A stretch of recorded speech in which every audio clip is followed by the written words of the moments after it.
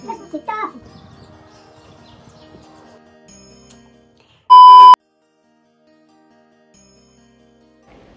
Everyone, welcome और welcome back to my channel. आज के गणेश चतुर्थी, আমাদের গণেশ চতুর্থীতে গণেশ পুজো হয় বাড়িতে। তো আজকে তোমাদের সেটারই একটা ব্লগ শেয়ার করছি। আমি এখন স্নান করে রেডি হয়ে গেছি। এখন আমি জাস্ট ডেকোরেশনটা কমপ্লিট করব, দেন রেডি হব। এইবারে চতুর্থী শেষ হচ্ছে দুপুর নাগাদ, তো তাই জন্য আমাদের ঠাকুরমশাই আসার কথা 11টা করে। তো সকাল সকাল উঠে স্নান করে আমি ডেকোরেশনটা করে নিয়েছি। ভেবেছিলাম আগের দিন রাতেই করব, বাট সেটা করা হয়নি। অনেক ইন্টার্নশিপের কাজ ছিল, তো সেসব করে আর করা হয়নি। তাই আজ সকালেই উঠে বসে পড়লাম করতে। একটু আলপনা দিয়ে নিলাম, কারণ বেশি কিছুর করার টাইম ছিল না। আর এখন একটু রেডি হয়ে নেব, তারপর মা গণেশকে চান করাবে, দেন বসাবে। সব তোমাদের সাথে শেয়ার করব। গণেশ পুজো বাড়িতে হলে একটা আলাদাই মজা হয়। চলো, let's see the blog with me. ঘরে পুজো থাকলে একটু ট্রেডিশনালি সাজতে খুব ভালো লাগে। আর ট্রেডিশনাল সাজ মানে সোনার গয়না পরাটা মাস্ট, মানে আমার ক্ষেত্রে তো তাই। তো আমি একটা ছোট সোনার কানের আর এই নেকলেসটা দিয়ে আজকে সাজবো।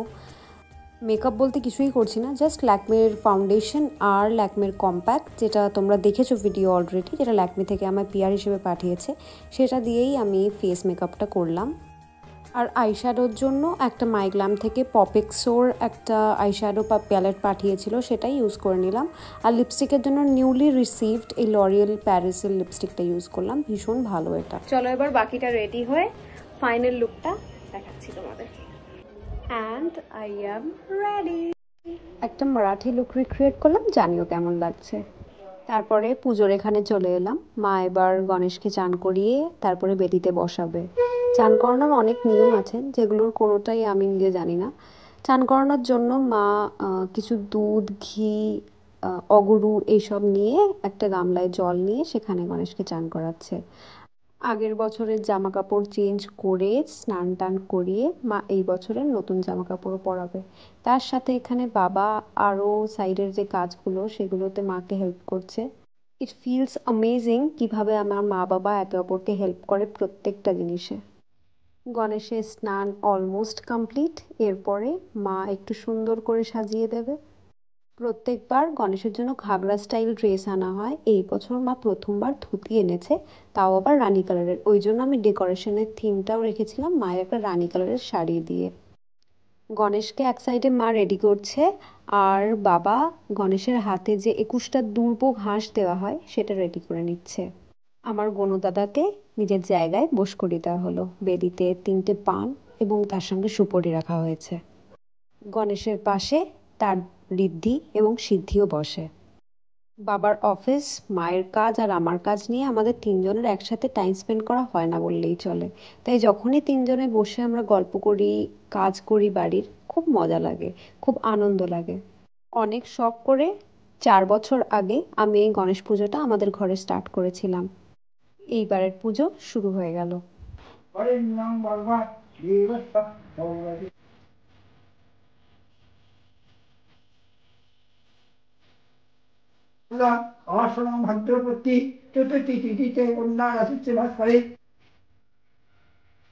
যেহেতু আমরা সবাই উপোস করেছিলাম, তাই জন্য আমরা তিনজনেই একটু পুষ্পাঞ্জলি দিয়ে নিলাম।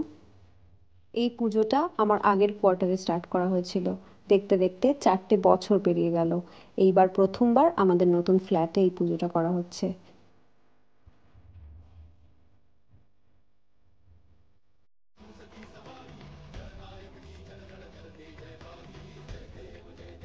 পুষ্পাঞ্জলি করার পর এরপরে আরতি শুরু হলো।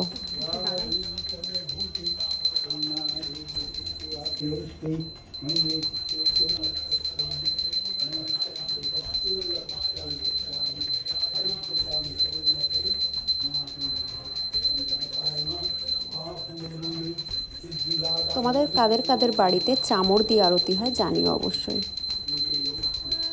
পুজো শেষ হওয়ার পরে ঘরটা একটু লক করে রাখা হলো, ততক্ষণ আমি একটু প্রীতমের সাথে কথা বলে নিলাম।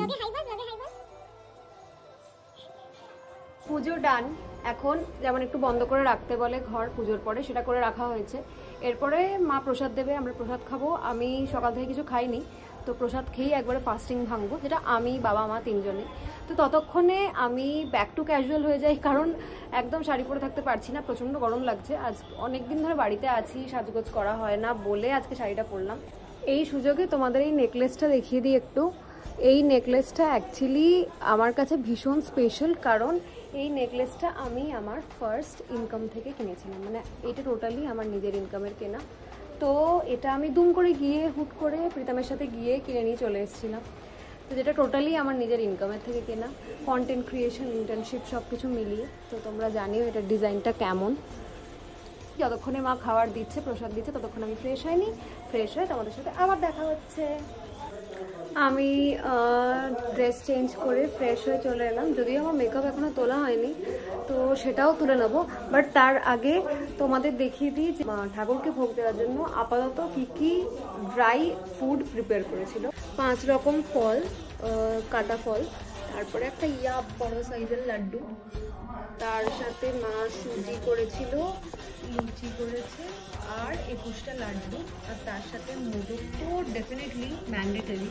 মোদকের সাথে আরও কিছু তিলের নাড়ু, তারপরে নারকেল নাড়ু, খেজুর, তরমুজ, যেটা আই গেস কাটার সময় পাইনি কারণ আজকে তো তাড়াতাড়ি পুজো হয়েছে। তো তারপর আরও সব এখানে তো সব কিছু অ্যারেঞ্জমেন্টস হয়েছে। তোমাদের ক্লোজলি দেখিয়ে দিই আমার কোনো দাদাকে। আমি মেকআপ তুলে চলে এলাম, তার সাথে সাথে আমার একটা পার্সেল চলে এলো, যেটা আমি জানি না কি আছে। ডক্টর রাশেল থেকে, মানে আগের বার যেখান থেকে মেরি চোকের লিপস্টিকটা পাঠিয়েছিল সেইখান থেকে পাঠিয়েছে। তো আমি ওপেন করে ইনস্টাগ্রামে স্টোরি পোস্ট করবো যে আমাকে কি পাঠিয়েছে। ফলো করে দিও, লিঙ্ক গিভেন ইন ডেসক্রিপশন। তারপরে প্রসাদ খেয়ে নিলাম, অনেকটাই প্রসাদ খেলাম, তাই জন্য ব্রেকফাস্ট আর করার দরকার পড়েনি, প্রসাদই ব্রেকফাস্ট হয়ে গেছে। এরপর প্রসাদ খাই, চলো দেখা হচ্ছে একটু পরে। তারপরে খুব সিম্পল একটা লাঞ্চ করলাম, আর আজকে তো পার্সেলের বন্যা বয়ে যাচ্ছে, অলরেডি 2টো চলে এসছে। সন্ধেবেলায় মা আরতি করার পরে গনুদাদাকে একটু ভোগ দিয়েছিল সিমইয়ের পায়েস। আমি আজকে বিকেলে একটু বেরিয়েছিলাম, রাস্তায় যেতে যেতে প্রায় 2-3টের বেশি ঠাকুর দেখেছি, সেগুলো তোমাদের দেখাতে পারলাম না। বাট আমার বাড়ির ঠাকুরের ভোগ মা যেটা বিকেলে দিয়েছে সেটা তোমরা দেখতেই পেলে। আজকের ব্লগটা এখানেই শেষ করছি। Meeting you on the next video, by.